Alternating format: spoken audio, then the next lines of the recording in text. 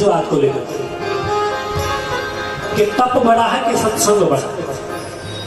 बड़ी ध्यान से सुन। किस किस में लगी? महर्षि विश्वामित्र में और महर्षि वशिष्ठ।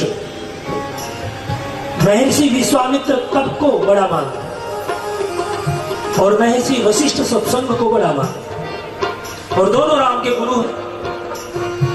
अब इन दोनों महापुरुषों का फैसला करे कौन? राम भी नहीं कर सकता। इसलिए दोनों लड़ते झगड़ते सीधे शेषनाग जी के पास पहुंचे। क्या?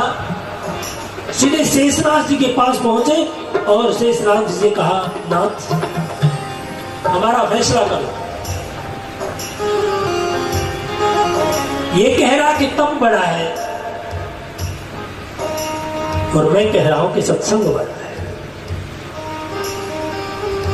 शेषनाग जी ने कहा, फैसला तो मैं कर दूं, लेकिन जिसके सर पर पहले ही बोझ आ रखा हो वो तुम्हारा फैसला क्या खा करेगा? कहने लगे, हम समझे नहीं कि मेरे सिर पर धरती रखी हुई है, इस धरती को दोनों में से कोई ले लो, मैं तुम्हारा फैसला करूं। विश्वामित्र ने कहा, मैं ले सकता हूं, लीजिए। काहे धरती माता,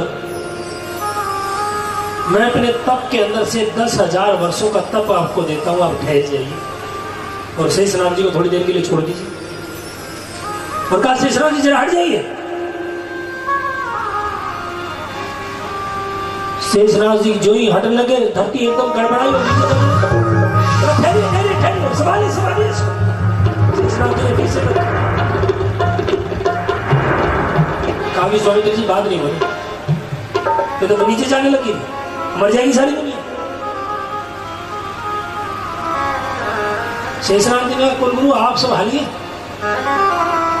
कुलगुरु वशिष्ठ ने कहा, हे धरती माता, यदि तेरे ऊपर बैठ करके मैंने एक क्षण का यदि सत्संग मन लगा करके किया हो तो वही एक क्षण का सत्संग मैं आपको देता हूं, आप ठहरिए। और काज श्री शेष जी हट जाए।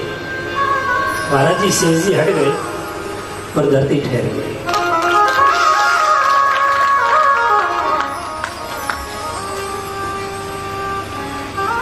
महर्षि विश्वामित्र ने कहा, फैसला तो कर दीजिए कि हो गए तो हो तो गया फैसला। अब फैसले में कौन सी कमी रहेगी? तुमने 10,000 दिव्य वर्षों का तप दिया, तब धरती ठहर नहीं पाई। इसने एक क्षण का सत्संग का फल दिया और धरती ठहर गई। इसका मतलब सत्संग बना। अर्धरात आधी घड़ी आधी में